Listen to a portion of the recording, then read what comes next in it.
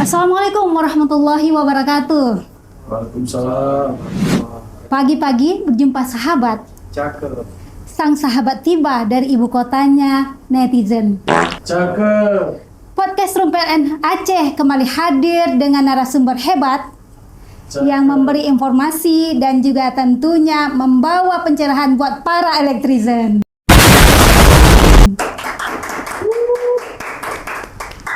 Nah, elektrizen, pada kesempatan hari ini Podcast Room kembali hadir dengan narasumber yang tentunya pasti akan memberikan pencerahan buat para elektrizen. Siapa beliau? Sudah hadir di tengah-tengah kita, Bang Wahyu Ahadi Rauzi, Executive Vice President Sistem Teknologi and Information PT PLN Persero. Assalamualaikum Bang Wahyu. Waalaikumsalam warahmatullahi wabarakatuh, Kak Lana. Ya, bagaimana hari ini Bang Wahyu? Apakah sehat? Alhamdulillah, super sehat. Ya, alhamdulillah. Bang Wahyu ini adalah salah satu putra Aceh yang berkunjung pada hari ini, pada kesempatan ini ke Unit Induk Distribusi Aceh, dan kita akan ajak beliau untuk bincang-bincang terkait digitalisasi di perusahaan kita di PT PLN Persero. Nah, Bang Wahyu, kita mulai ya bincang-bincang kita ya. Siap, Kak Lana, ayo. Menurut Bang Wahyu nih, kita berbicara digitalisasi, urgensinya itu seperti apa ya digital pada era saat ini? Oke. Mungkin pertama sekali saya menyapa elektrizen dulu yang menyaksikan podcast ini. Semoga elektrizen yang melihat podcast ini diberikan kekuatan dan kesehatan dalam hal menjalankan aktivitas. Yes. Baik, bicara digitalisasi itu berarti kita berbicara tentang kemajuan teknologi yang sebenarnya dimulai dari kata-kata digit gitu ya. Jadi mulai dari digit, digital, dan selanjutnya adalah digitalisasi dalam bentuk transformasi. Nah, dalam hal kemajuan zaman saat ini, digitalisasi itu menjadi hal yang mutlak dilakukan karena semuanya itu menjadi mudah buat semua orang dalam hal melakukan aktivitasnya. Contohnya, dulu kita nggak kenal TikTok, itu kan bagian daripada digitalisasi, bagaimana melakukan streaming dalam bentuk video pendek dan lain-lain gitu ya, atau aplikasi-aplikasi lain. Nah, jadi itu merupakan suatu keniscayaan yang memang harus dijalankan terkait dengan digitalisasi. Itu menurut kami tentang digitalisasi. Oke, berarti kita nggak bisa menghindari, justru kita harus terus improve dalam hal digitalisasi. Nah, berbicara improvement, berarti kita sekarang masuk ke dalam transformasi 2.0 nih, Bang Wahyu. Nah, hal apa nih yang menurut Bang Wahyu, dan memang ini Bang Wahyu ini kan adalah leader operasionalnya digitalisasi di PLN. Nah, gitu ya Bang Wahyu ya. Nah, hal apa ya yang menjadi perubahan yang cukup mendasar antara transformasi 1.0 dengan transformasi 2.0, karena sekarang sudah ada istilahnya ini moonshot digitalisasi ya. Nah, mohon penjelasannya nih Bang Wahyu. Ya, baik. Mungkin elektrizen pernah mendengar bahwa PLN melakukan besar-besaran transformasi digital. Dan di tahun ini kita sudah menyelesaikan transformasi digital kita yang tahap 1. Sebenarnya apa sih transformasi digital tahap 1 yang dilakukan PLN gitu? Nah, yang kita lakukan dalam hal transformasi jilid 1 itu ada 4 strategic goal yang dilakukan, yaitu ada green, ada terkait dengan lean, customer focus, dan innovation. Nah, itu merupakan bagian pondasi dari pembentukan digitalisasi yang ada di PLN. Ya. Dalam hal pondasi ini, berarti kan perlu ada kekuatan pilar selanjutnya yang dilanjutkan dengan yang namanya transformasi jilid 2, yang berfokus kepada sistem digitalisasi yang lebih canggih. Yang dinamakan di PLN itu adalah transformasi jilid 2 versi Moonshot. Nah, versi Moonshot itu ada 3 strategic goal dan ada 1 launchpad-nya. Nah, salah satunya di dalam Moonshot transformasi digital tahap 2 ini adalah tentang digitalization. Nah, apakah sama digitalization tahap 1 dengan tahap 2 ini?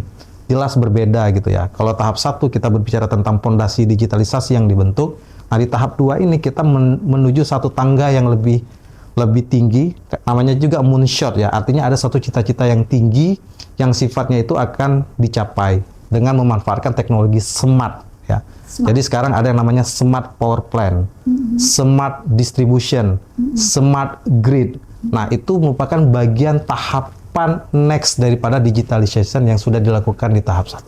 Nah, inilah perbedaan terbesarnya. Selain juga PLN harus growth, tumbuh ya, dan juga satu lagi mendukung yang namanya net zero emission yang bagian daripada moonshot-nya transformasi digital tahap kedua PLN. Ya. Mungkin boleh di-spill sedikit Bang Wahyu, wujud dari digitalisasi yang smart ini dalam segala hal nih, smart distribution, mungkin smart power plant itu seperti apa? Mungkin ada salah satu yang buat elektrizen itu mudah pahamnya gitu. Oke, nah kita contohkan tentang smart grid gitu ya. Nah, smart grid itu bagian daripada smart distribution yang dilakukan oleh PLN. Contohnya apa? Salah satu yang bicara tentang smart grid. Mungkin elektrizen sering melihat KWH meter yang ada saat ini. Cuman 2 tipe. Satu yang tipenya pasca, yang kalau kita lihat itu masih model putaran gitu ya. Nah, ada yang sifatnya pra, bayar, yang menggunakan sistem token. Yang pasca berarti analog, yang kita pakai dulu baru bayar. Nah, kalau pasca yang pra berarti yang token. Token, yang kita beli token dulu, kita inputkan ke dalam KWH meter. Itu merupakan 2 meter yang menurut kita itu bagian daripada konvensionalnya meter kita. Nah, dengan adanya smart grid, ya, ada satu KWH meter yang sedang diimplementasikan PLN yang dinamakan dengan Advanced Metering Infrastructure atau yang kita singkat AMI, ya, AMI atau AMI, gitu ya. Nah, meter AMI ini merupakan bagian daripada best practice-nya dunia memanfaatkan sistem smart grid. Jadi di mana di dalam meter tersebut dia sudah bisa membaca behavior daripada si pelanggan tersebut. Nah, dengan adanya behavior itu sehingga PLN bisa melakukan banyak hal. Salah satunya ya, kita bisa mengetahui apakah pelanggan ini membutuhkan daya yang lebih besar atau tidak gitu. Sehingga kita akan lebih berinisiatif kepada pelanggan. Ini kalau dipakai di jam 9 malam ternyata udah mentok nih, 80% pemakaiannya. Nah, supaya keadaannya tetap nyaman dan aman dalam menggunakan listrik, kita tawarkan untuk tambah daya. Itu salah satu contoh.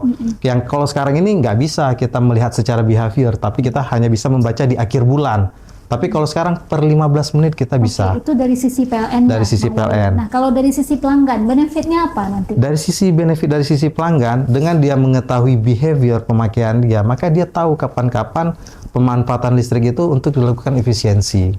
Kapan-kapan dia harus memastikan bahwa pengaturan pemakaian supaya tidak tidak melonjak pemakaian tenaga listriknya, dia bisa mengatur. Ada warning untuk dia. Betul. Ini, jam ini kalau Anda pakai mungkin Anda jadi tidak efisien. Betul, gitu ya? Betul. Nah, hal-hal seperti itu kan sudah bagian yang behavior yang berbeda dibandingkan dengan meter yang ada saat ini. Nah, selain itu juga dari sisi kita, dari sisi PLN sendiri, kita bisa mengetahui lebih cepat ketika terjadi outage atau pemadaman segala macam gitu ya. Karena apa? Warningnya tuh langsung dikirim ke pusat. Kita tahu cepat, berarti bagi pelanggan juga beruntung karena dia akan tertangani lebih cepat. Betul, betul sekali. Nah, mungkin nanti pada suatu saat kita nggak tahu gitu kan, mungkin ada terjadi suatu keadaan listriknya berkurang. Nah, kita bisa melakukan yang namanya demand management. Jadi dengan demand management itu kita bisa mengatur bahwa saat ini kapasitas tidak boleh tinggi, kita bisa mengatur di posisi yang lebih rendah sehingga tidak terjadi pemadaman. Jadi hal-hal smart seperti itu bisa dilakukan dengan pemanfaatan smart grid daripada AMI tersebut. Oke, Bang Wahyu, berarti kita bisa mungkin dalam hal ini kita simpulkan bahwa dengan transformasi 2.0 digitalisasi terus diimprove di PLN, terus masyarakat juga akan terus mendapatkan efek yang positif dari digitalisasi. Betul nah, sekarang sekali. Kita sudah punya PLN Mobile yang satu di dalam genggaman gitu. Nah, boleh dong saya juga nanya ini mengenai, karena selain listrik sekarang ternyata PLN juga punya internet ya? Melalui iConnect. Benar. Nah, menurut Bang Wahyu nih, melihat iConnect ini pasti saya yakin Bang Wahyu optimis nih ya. Bagaimana nih, selevel apa atau setingkat apa optimisnya Bang Wahyu untuk bahwa iConnect Icon Plus yang menyediakan jaringan iConnect itu benar-benar bisa akan bersaing nih dengan penyedia internet yang lain gitu. Waduh, sebenarnya kalau kita bicara tentang iConnect gitu ya, itu marketnya itu juga pasti terbentuk berdasarkan value proposition yang diberikan oleh Icon Plus sendiri gitu ya. Oh, gitu.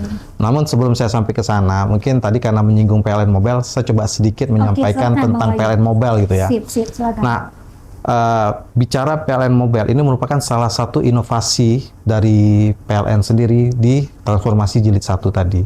Di mana itu merupakan bagian PLN meningkatkan pelayanan pelanggan menggunakan satu super apps-nya PLN.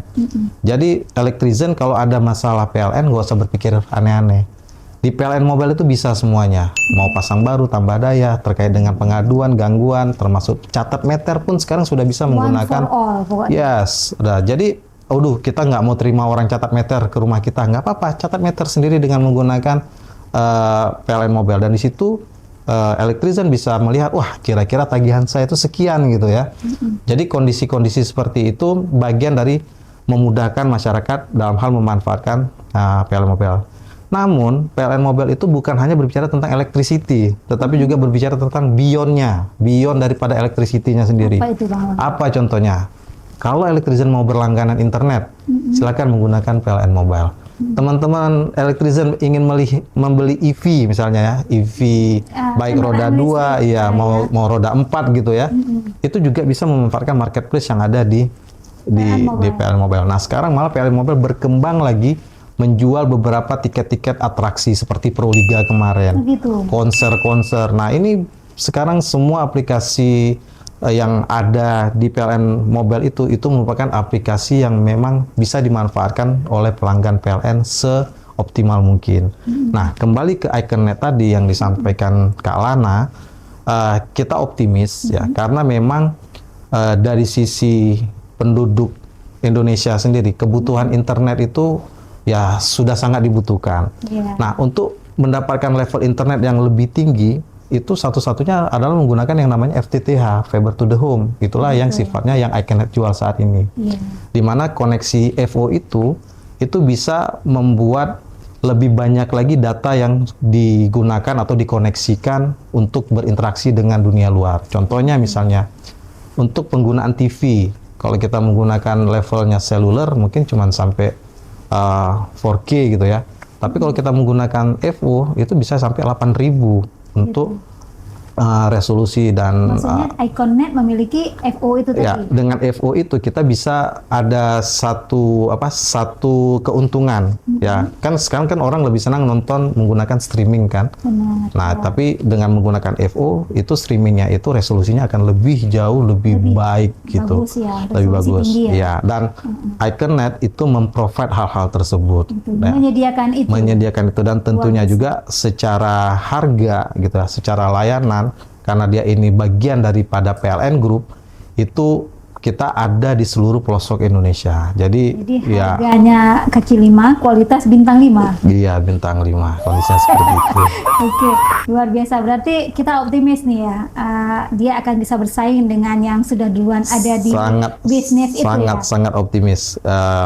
Walaupun kalau kita bilang bukan pesaing ya, karena dalam hal kita melakukan bisnis internet, kompetisi itu dibutuhkan. Tetapi saya yakin customer itu akan jauh lebih pintar dalam hal menentukan mana servis yang betul-betul bagus, mana servis yang mungkin kurang baik, dan itu pasti jatuhnya tetap ke market ya. Bagaimana pasar menanggapi untuk mendapatkan servis yang lebih baik. Marketnya seperti apa? Oke, keren. Berarti digitalisasi sudah menawarkan berbagai hal yang beyond expectation-nya para customer, apalagi pada generasi Z ya sekarang. Betul. Oke, sip Bang Wahyu. Nah, berikutnya Bang Wahyu, berbicara mengenai digital, maka pasti nggak jauh-jauh dengan cyber security. Iya.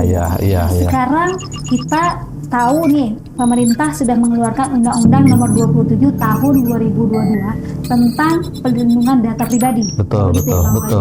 Nah, sebenarnya perusahaan kita ini PLN ini seperti apa ini? Menjaga ini dan memenuhi ini sehingga memang terlindungi data baik itu customer maupun si pegawai. Itu gimana nih? Ya, 2 tahun yang lalu ya, Undang-Undang PDP ini disahkan oleh DPR. Dan berlaku efektifnya itu di tahun ini, di tahun 2024 Oktober tanggal 17.